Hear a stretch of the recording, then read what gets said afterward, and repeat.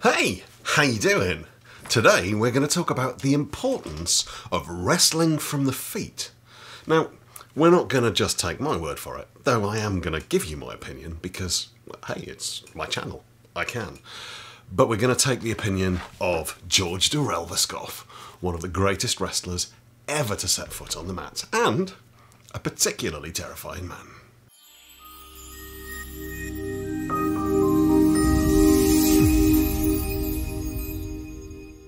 If you've watched any of my other videos about George de Relwyskow, you'll understand a little bit about the history and why I describe him as a particularly terrifying man. He was W.E. Fairbairn's Sergeant Major, teaching the SOE the art of silent killing during World War II, but he was also the man that created a system of unarmed combat for trench raiding parties in World War I. On top of that, he created a whole new system of wrestling which was introduced throughout the British Army, and he talks about it a little bit in his book. So rather than me going on about it, I'll read you what he says. But first, I just want to talk a little bit about wrestling from the feet and why we should do it.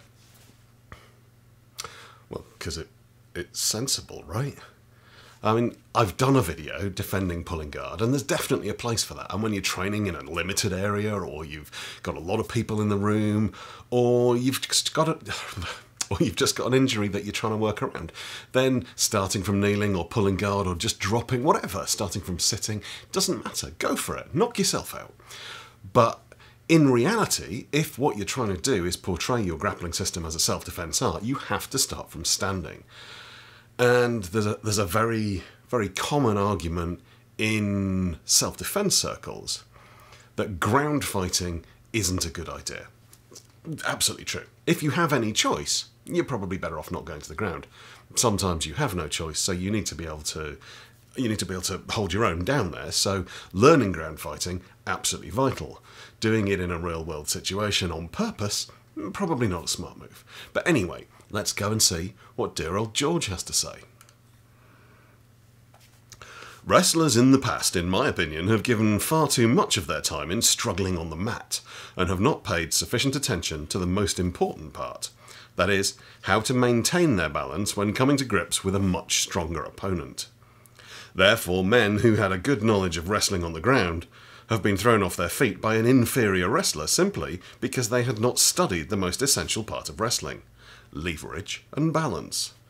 I have therefore embodied in this book locks, throws, trips and counters, which I am sure amateurs and professionals will appreciate.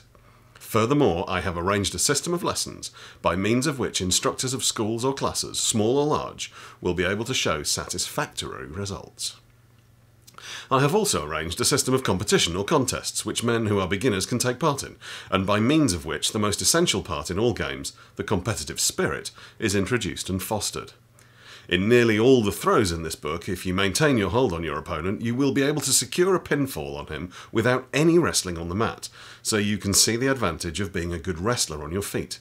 In fact, when you have mastered wrestling on your feet, and should you decide to specialise in any other style of wrestling where it is necessary to get your opponent to the mat and continue wrestling for a fall, you will be able to gain the master position immediately by bringing off one of the trips or throws illustrated in this book.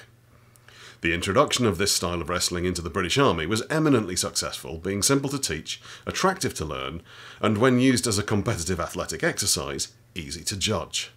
Sounds a little bit like Walter Armstrong there, doesn't he? Oh, it's very easy to judge. The rules are few and simple, and beyond the ordinary gymnasium mats for indoor work, no apparatus is needed. As showing how quickly the principles of this style of wrestling are mastered, I once refereed a competition in the 50th Division, which lasted 2 days, so numerous were the competitors, the great majority of whom had known nothing whatever about this or any other style of wrestling before being taken in hand by the Army Gymnastics staff instructor a month previously. I experienced the same sort of thing in many other units where I refereed or gave demonstrations. I also found that in many of the convalescent camps in France, this style of wrestling had been adopted as a form of physical and recreational training and was taken up with enthusiasm by the patients. One of the things that I find the most interesting about what George has to say in this book is that it mirrors so closely what a lot of catch wrestling coaches say about Brazilian Jiu-Jitsu. You know, this idea that if all you ever do is start on the floor, then you're ultimately going to fail. And I'm not sure I agree 100%, but it's certainly a very valid point, and it definitely has some merit. Yeah, what do you think? If you're a grappler, I know some of you guys grapple competitively, some of you are very good, considerably better than me, I suspect. How do you feel about starting kneeling or just focusing on the ground-based art? Or are you a definitely always start standing kind of person? Let me know, stick something in the comments, and yeah, I'll speak to you soon. Fight team!